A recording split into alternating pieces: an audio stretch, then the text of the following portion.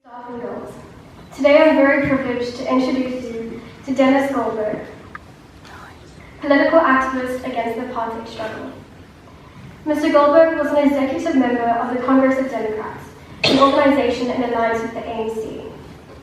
He was tried along Nelson Mandela, Govan Mbeki, Walter Sisulu, and others in a Revernia trial where he was sentenced to life imprisonment and spent 22 years of his life in the Pretoria local jail. He represented the ANC at the Anti-Apartheid Committee for the United Nations.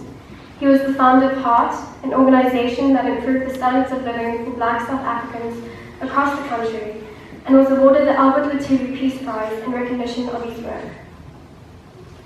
Mr. Goldberg is still a freedom fighter. I'm sure the majority of you share my sentiments that to have one of the Revernia tribalists personally address us today is a great honor.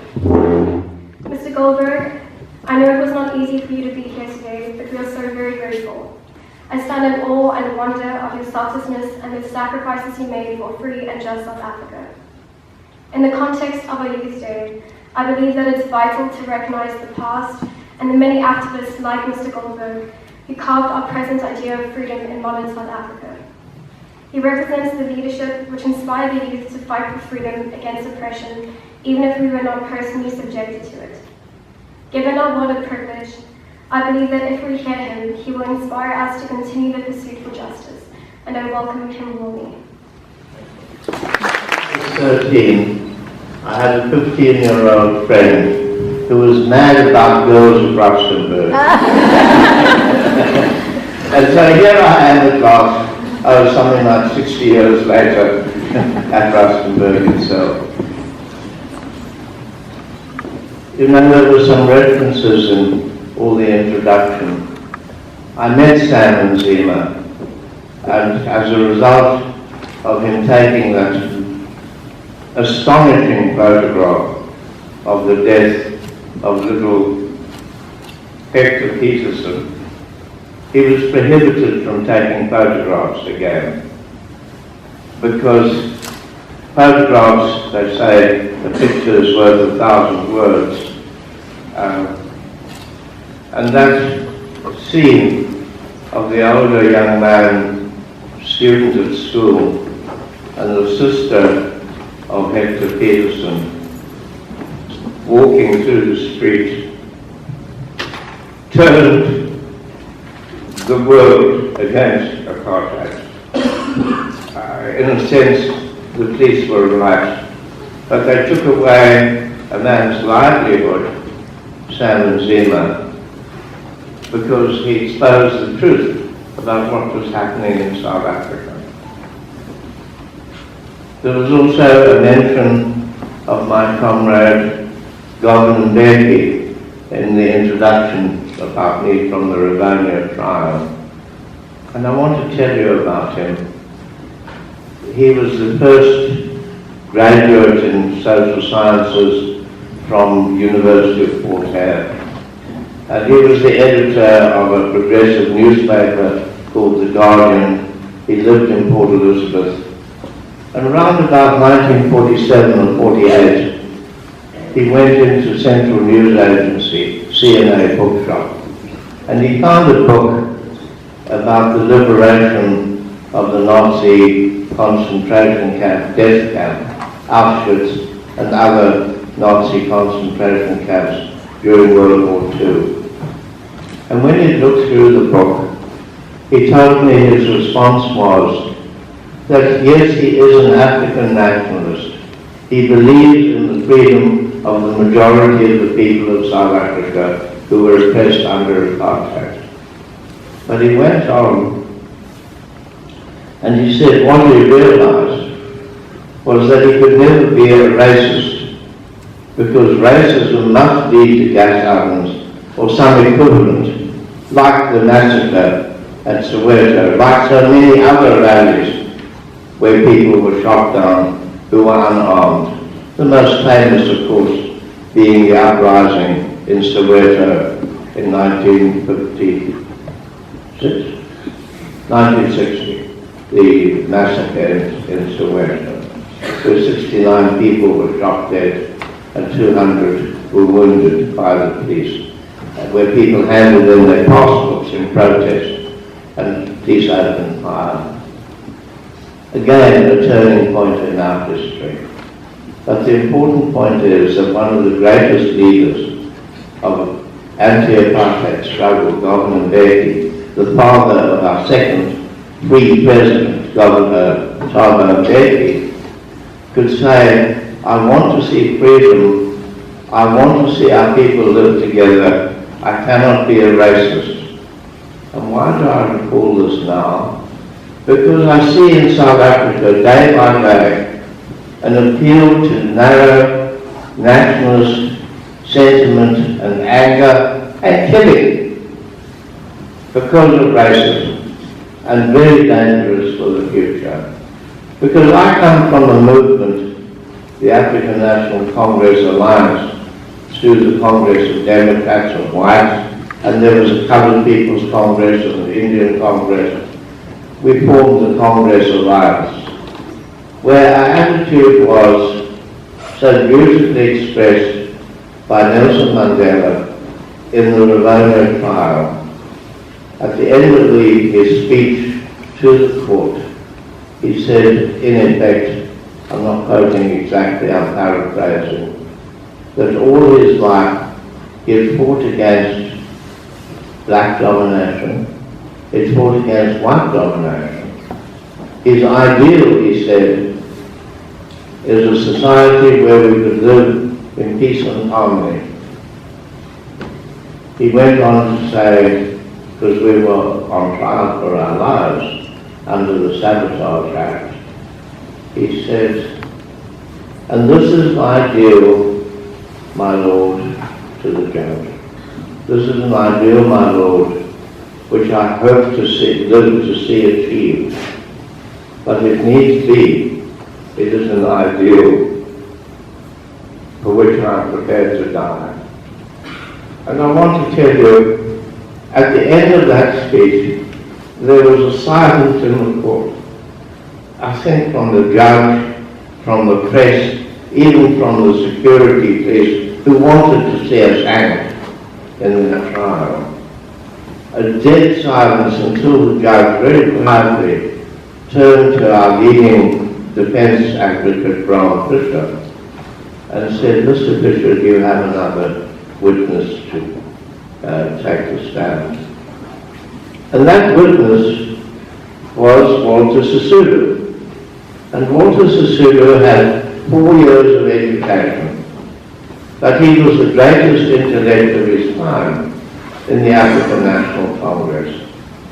And he gave evidence under cross-examination about the history of the ANC and how our people had reacted, like the killing in Soweto, like the uprising in 1960 and 1956 and so on. All of these massacres, he had an ability to capture the history in a most dramatic way when he was cross-examined by the prosecutor, Dr. Percy Utah, who was the only PhD in the law in state service at the time, who played the game of arrogant white man, I'm a doctor of the law and you've only got 4 years of school.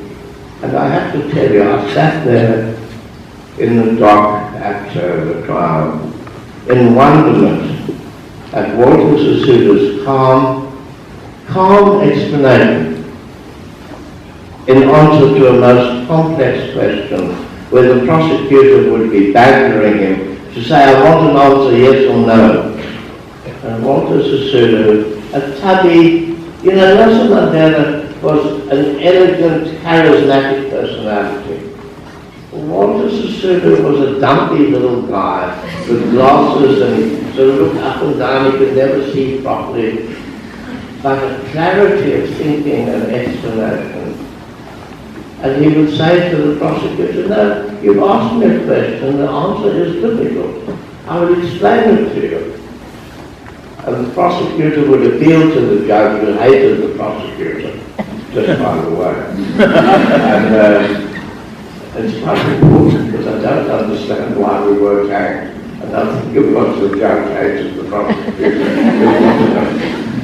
That's my theory. The prosecutor appealed to the judge to order the witness to answer.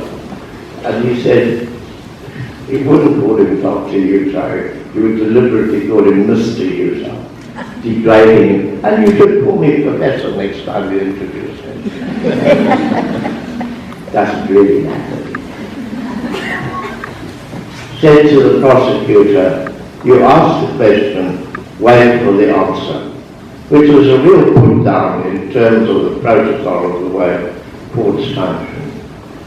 But the performance of Walter Sisulu for over 4 days in the witness box, and only once did he lose his temper, when his son had been arrested in the court for not having a pass, and his son wasn't 16 years old and didn't have to carry a pass. But he was arrested, and the prosecutor that day said, if life in South Africa is so bad, why do so many people come from Africa to work on the mines? And Walter said, I don't want to talk about people from Africa and their conditions. I'm here to speak about the history of my country, South Africa. And if only you could live our life for one day, just one day, you would not ask such a question about the conditions under which we live. It was a complete put down. I'm trying to tell you that I was on trial with Nelson Mandela, Walter Sisulu, Governor Becky. Actually, 11, one turned state witness and disappeared out of the country and didn't give evidence. 2 were acquitted. 8 of us were in the end on trial. And I was with a group of people who were under the most intense pressure because we were facing being hanged. And the media were calling for us to be hanged every day. They were calling for it. And all I can tell you is I go through a time of people with people of such integrity that we weren't thinking of what would happen to us. What we were thinking about was, how did we make our country free for all our people? This was a tradition of the ANC going back many, many years. We would build a non-racial, non-sexist South Africa. Very difficult. We thought it would be easy. It's more difficult than it is. But I have experienced, can I call it, people who were cool, who were calm, and when Nelson said this was an ideal for which he was prepared to die, he really expressed what all of us felt. And so to go back a little bit in history, because in every generation there are people who take up the issue of freedom. Maybe you know about Bishop Colenso of the Church of the Province of South Africa and his daughter Harriet. Maybe you know of the Scottish journalist who ran the first newspaper in Cape Town, Fairburn, and fought for the freedom of the press against the British occupation, colonial occupation. Maybe you know that the British conquest of South Africa took 100 years, from when Britain took over from the Dutch at the Cape, and tribe by tribe, all the way until 1906, the Bambata uprising in KwaZulu-Natal led to them capturing Chief Bambata and chopping off his head and parading it around what is now Natal, KwaZulu-Natal, on a pike staff to say, don't mess with the British. We're civilized. This is what we do to people who want to be free. Irony is part of my background. We come from a very long history of of people who fought for freedom. The relevance, Nelson Mandela grows up in the home of the chief, the Prince Regent in what is Transkei, and learned the oral history of the people of South Africa and this conquest. And knowing that when he would be called upon, he too would want to regain the land of their people and regain their freedom to be equal in South Africa. The most important point. Me, I grew up in a different tradition. I was born in 1933. By 1939 I was reading newspaper headlines and knowing what was going on around the world. I couldn't have told you about Nazi concentration camps as clearly as I can now. But I understood that there was the most terrible thing happening in Europe. And the people for me who were heroes were not just the soldiers who fought against the armies of Nazi Germany and fascist Italy and militarist Japan, but ordinary people who were the guerrilla fighters in Russia, in Hungary, in Bulgaria, in Eastern Europe, of the Maquis in France, or the partisans at Tiziani in Italy. People who, well, I should talk about also the resistance inside Nazi Germany, where to oppose the Nazis meant death if you were caught. There was no court case, you were just done away with. People for whom freedom for all was much more important than their own lives. These were my heroes, and I knew that if the time came where we would have to deal with the armed forces and police of the apartheid state, I too would do what they did. And so, when Nelson Mandela fought for the formation of Umkhonto we Sizwe, the spirit of the nation, our illegal underground army, me, a first generation, privileged white South African civil engineer, that had an education that the friends of my parents or the children of my friends could never get because of apartheid. I grew up in a home with people of all races, social classes, and showing respect to everybody. And so, if you don't have an underground army, you need technical people. And I would have to give back, so to speak, my privileged position. And so I became the technical officer in the Western Cape Regional Command Umkhonto we Sizwe. And governments don't like it when you blow up their power pylons and their officers. They get a little irritated, you know. So they passed a 90-day detention law, where specifically you could be held for 90 days and it would be repeated until you gave the police the information they wanted from you. A license for torture. I'm not going to talk about the torture, but I want to tell you those 3 months of daily threats that I was going to be hanged, and if I tried to escape again, I did once, only this time they would shoot me. They wouldn't arrest me.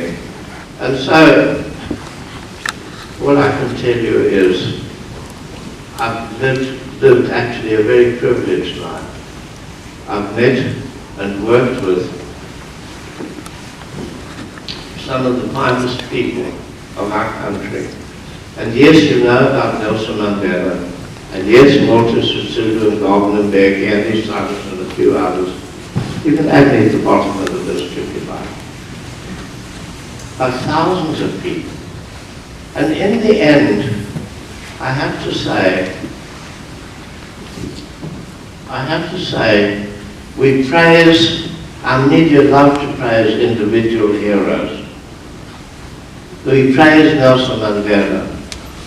Oliver Tambo, after whom the Johannesburg airport has been named, was the real leader because he was outside to rebuild the ANC after we were all put into prison. He didn't see freedom, he died of a stroke just before that. but a whole generation. And in the end, there was the Black Consciousness movement. We're going to hear about Stephen Pontefica. We don't talk about the young soldiers who refused their military service and went to prison, or the families that protected them when they ducked underground because they wanted to avoid prison.